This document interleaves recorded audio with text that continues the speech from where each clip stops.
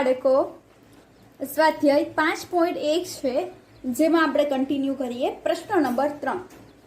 બરાબર છે. આપણે જે કાલે એક ચર્ચા કરી હતી ત્યારે હું કહેવાનું ભૂલી ગઈ હતી. આપણો જે પહેલો લેક્ચર જે હતો ચેપ્ટરની સ્ટાર્ટિંગનો, એટલે કે આ નવા ચેપ્ટરની સ્ટાર્ટિંગનો, ત્યારે આપણે જોયું હતું રેખાખંડ AB સી પરનું બિંદુ, રેખાખંડ AB પર સી બિંદુ આવેલું હોય તો AB plus AC plus CB બરાબર AB થાય. તો એ જ રિલેટેડ કાલે એક્ઝામ્પલ જોયો હતો. તો એ જે ટોપિક, જે મુદ્દો હતો એની તમને ખ્યાલ આવી ગયો હશે. બરાબર છે.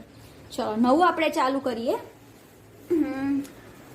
રેખા પર 3 બિંદુઓ AB અને C છે. AB બરાબર 5 સેન્ટીમીટર, BC બરાબર 3 સેન્ટીમીટર અને AC બરાબર 8 સેન્ટીમીટર હોય તો કયું બિંદુ બાકીના 2 બિંદુઓની વચ્ચે છે? એટલે કે કયું બિંદુ વચ્ચે આવશે ને કયું બિંદુ આજુબાજુ આવશે એ આપણે જોવાનું છે. તો જ્યારે પણ આવો ક્વેશ્ચન પૂછાય ત્યારે તમારે શું કરવાનું? જે સૌથી વધારે સેન્ટીમીટર લંબાઈ આપેલી હોય, બરાબર, એ દર્શાવતો રેખાખંડ પહેલા દોરવાનો અને ત્યાર પછી એને નામ આપીને આગળના રેખાખંડ દોરવાની ચર્ચા. યાદ રાખો કે જેની લંબાઈ વધારે આપેલી હોય એ રેખાખંડ પહેલા દોરવાનો, ત્યાર પછી બિંદુઓના નામ આપવાના અને પછી ચેક કરવાનું કે કયો બિંદુ બાકીના 2 બિંદુઓની વચ્ચે છે. બરાબર છે.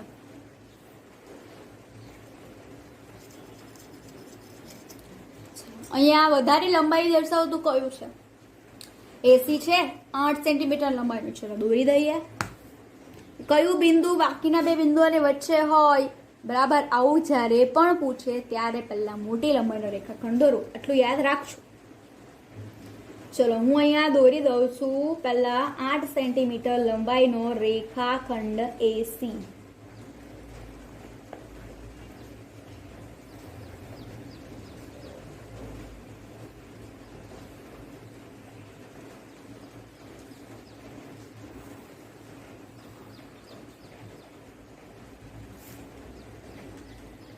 રેખાખંડ AC એટલે આ A બિંદુ અને આ C બિંદુ 8 સેન્ટીમીટર લંબાઈનો દોરી દીધો. બરાબર છે. હવે બાકી બચ્યા કયા? તો આપણે જે દોરી અને પહેલા લખતા જ જઈએ સાથે સાથે. બરાબર છે. એક રેખાખંડ AC, 8 સેમી લંબાઈનો રેખાખંડ AC લઈએ. પહેલા શું લીધું? સૌ પ્રથમ 8 સેન્ટીમીટર લંબાઈનો રેખાખંડ AC લઈએ. એટલે આપણે લઈ લીધો છે. બરાબર છે. હવે બાકીના 2, આને તો આપણે કામ પતી ગયું. બરાબર. હવે બાકી કયા છે? AB બરાબર 5 અને BC બરાબર 3. તો AB, એ બિંદુ તો તમારી પાસે છે અને અહીંયા કોઈ B, હવે જો A અને C તો દર્શાવ્યું. હવે B બિંદુ મારે ક્યાંક દર્શાવવાનું છે. એ આની અંદર આવશે કે બહાર આવશે એ મને નથી ખબર. એ મારે ચેક કરવાનું છે. બરાબર છે. એટલે કે વચ્ચેનું છે, વચ્ચેનું કયું બિંદુ? A. તો હવે આ બિંદુ A છે એને અનુલક્ષીને AB બરાબર 5. તો હું અહીંયા AB બરાબર 5 દોરી દઉં. બરાબર છે.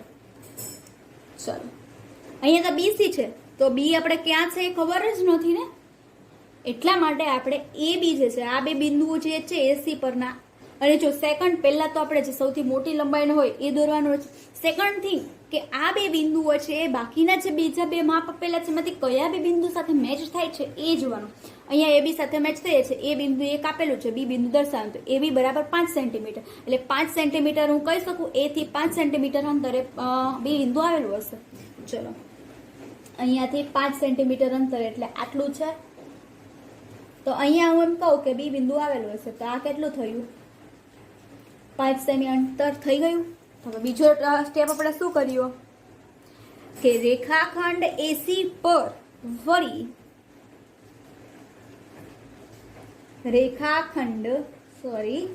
AC ઉપર AB બરાબર 5 સેન્ટીમીટર થાય તેવું બિંદુ B લઈએ. હવે આ BC જે છે એનું માપ હું કહી શકું. આ AC માંથી BC નું, AB નું માપ બાદ કરી દો તો મને BC નું મળી જાય. આ BC નું માપ અને આ BC નું માપ જો સરખું મળે તો હું કહી શકું કે B બિંદુ એ બિંદુ A અને બિંદુ C ની વચ્ચે આવેલું હશે.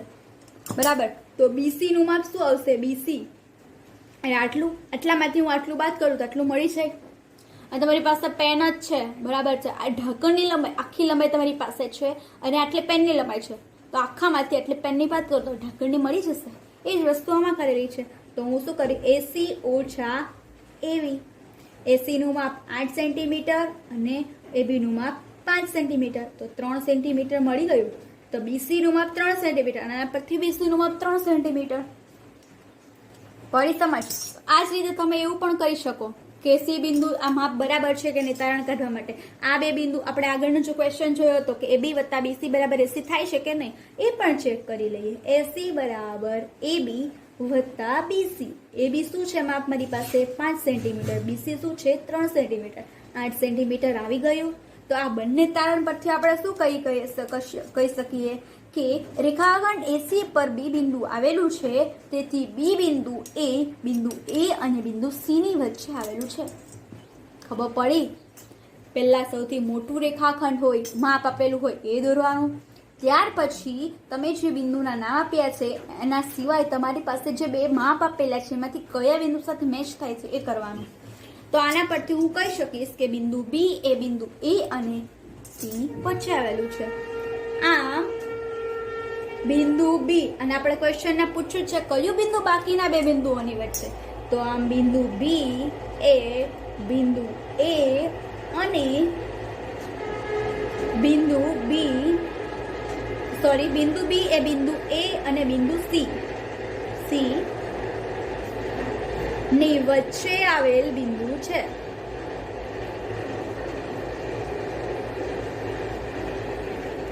ઓકે, ચલો નેક્સ્ટ ક્વેશ્ચન. ચલો નેક્સ્ટ પ્રશ્ન નંબર 5. ચકાસો કે ડી બિંદુ એ રેખાખંડ એજી નું મધ્ય બિંદુ છે. અહીંયા તમને આકૃતિ આપેલી છે.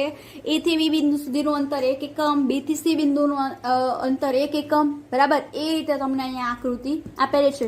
આ આકૃતિ તમારી બુકમાં જેવી છે એવી જ મેં અહીંયા ડ્રો કરેલી છે. તમારે પણ તમારી બુકમાં ડ્રો કરવાની છે અને એક્ઝામમાં તમને આવી રીતે ડ્રો કરેલી પેપરમાં આપેલી હશે, બરાબર છે. બધા 1-1 સેન્ટીમીટરના અંતર બિંદુ આવેલા છે અને આપણે કીધું છે કે ડી બિંદુ જે છે એ અને જી નું મધ્ય બિંદુ છે. રેખાખંડ એજી નું મધ્ય બિંદુ એટલે શું? મેં તમને આગળના જે લેક્ચર છે એમાં વાત કરી હતી કે મધ્ય બિંદુ ડી ક્યારે કહેવાશે કે જ્યારે એડી વચ્ચેનું અંતર અને ડીજી વચ્ચેનું અંતર જો સરખું હશે તો ડી બિંદુ એ રેખાખંડ એજી નું મધ્ય બિંદુ હશે. તો એના માટે મારે પહેલા શું કરવું પડશે કે એડી વચ્ચેનું અંતર માપવું પડશે અને ડીજી વચ્ચેનું અંતર માપવું પડશે, બરાબર છે. તો પહેલો સ્ટેપ કયો રહેશે? આપણે શું કરવાનું છે? સૌ પ્રથમ એ થી ડી સુધીનું અંતર માપવાનું છે. એ થી ડી બિંદુ સુધીનું અંતર, બરાબર છે.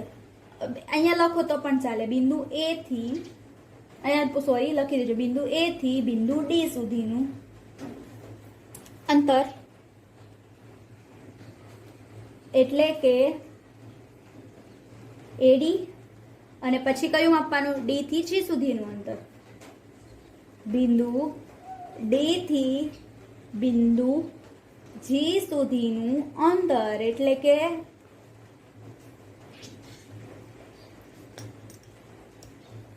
ડીજી એટલે કે એડી અને ડીજી વચ્ચેનું અંતર માપવાનું છે. ચલો તો પહેલા એડી વચ્ચેનું અંતર માપી લઈએ આપણે. એડી તમારે એ થી ડી બિંદુ સુધી પહોંચે ત્યારે વચ્ચે કેટલા બિંદુ આવે છે, કેટલા રેખાખંડ, એ બધાનો સરવાળો કરવાનો.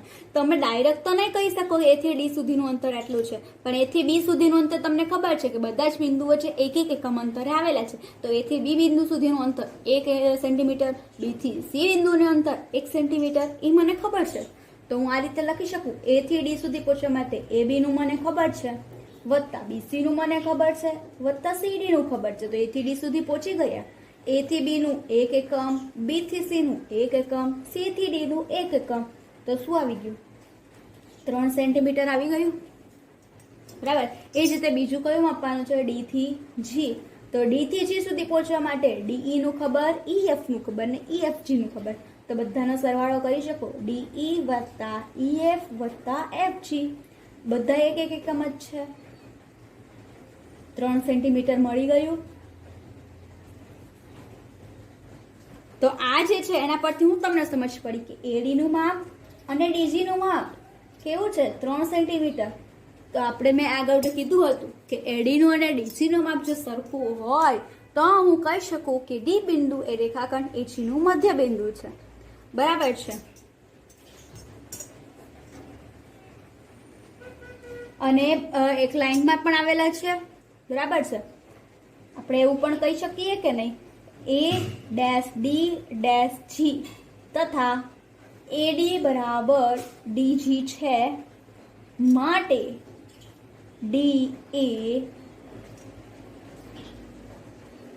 રેખાખંડ એજીનું મધ્ય બિંદુ છે. આ ડોટ ડોટ ડોટ લાઈનનો મતલબ શું થાય? બધા એક જ લાઈનમાં આવેલા છે, સમરેખ. બરાબર છે. તમારે આવશે ભણવામાં સમરેખ અને અસમરેખ. છતાં પણ હું તમને કહું, સમરેખ એટલે કે એક જ રેખા પર આવેલા બિંદુઓ અને અસમરેખ એટલે કે સમતલમાં છૂટા છવાયેલા બિંદુઓ. આ એડીજીનો મતલબ એ થાય છે. પડી સમજ? જે મધ્ય બિંદુ કીધું હોય જે રેખાખંડ પરનું, અહીંયા ડી બિંદુ કીધું છે કે એ અને ડી વચ્ચેનું અને ડી અને જી વચ્ચેનું અંતર સરખું હોય તો ડી બિંદુ એજીનું મધ્ય બિંદુ કહેવાય. અહીંયા આપણે માપન કરીને જોયું કે એડી વચ્ચેનું અંતર અને ડીજી વચ્ચેનું અંતર સરખું મળે છે, માટે ડી બિંદુ એ રેખાખંડ એજીનું મધ્ય બિંદુ થશે. ચલો નેક્સ્ટ ક્વેશ્ચન જોઈએ. ચલો પ્રશ્ન નંબર 6. શું કીધું છે? બી એ રેખાખંડ એસી નું મધ્ય બિંદુ છે અને સી એ રેખાખંડ બીડી નું મધ્ય બિંદુ છે. એ બી સી અને ડી એક જ રેખા પર છે, તો એ બી બરાબર સીડી શા માટે કહી શકાય? બરાબર છે. એની પ્રૂફ આપણે લખવાની છે. ચલો પહેલા બી બિંદુ એસી નું મધ્ય બિંદુ છે એટલે હું કહી શકું, અહીંયા પહેલા રેખાખંડ એસી આપણે દોરી લઈએ. મધ્ય બિંદુ એટલે કે એ થી બી સુધીનું અંતર અને બી થી સી સુધીનું અંતર સરખું હોવું જોઈએ. પહેલા આ રેખાખંડ એસી દોરી દીધું મેં. એમના વચ્ચેનું મધ્ય બિંદુ એટલે અહીંયા હશે બી બિંદુ.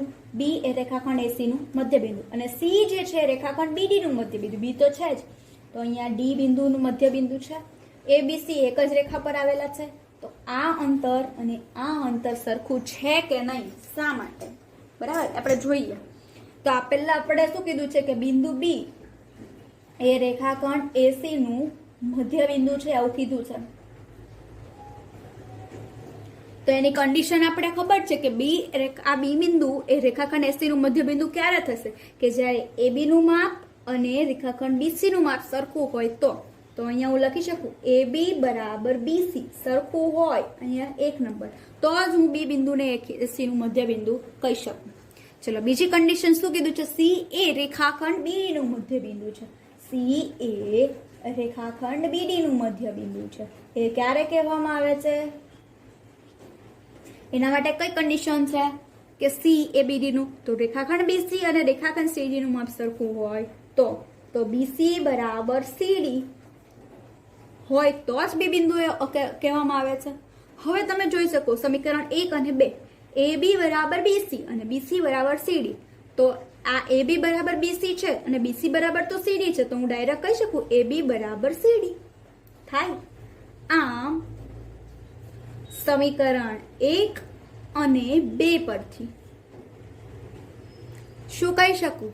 સમીકરણ 1 અને 2 પરથી એ બી બરાબર બીસી છે પણ બીસી બરાબર તો બી સીડી આપેલું છે, તો હું ડાયરેક્ટ કહી શકું કે એ બી બરાબર સીડી કહી શકાય.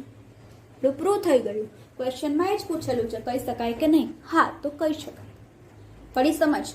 મધ્ય બિંદુ હોવા માટેની શરત કઈ છે? કન્ડિશન એ કે ધારો કે અહીંયા આપણને બી બિંદુ મધ્ય બિંદુ કીધું હોય રેખાખંડ એસી નું, તો એ બી વચ્ચેનું અને બીસી વચ્ચેનું અંતર સરખું હોય તો જ હું કહી શકું. સી મધ્ય બિંદુ કીધું હોય તો બીસી અને સીડી વચ્ચેનું અંતર સરખું હોય તો જ હું સી બિંદુને મધ્ય બિંદુ કહી શકું.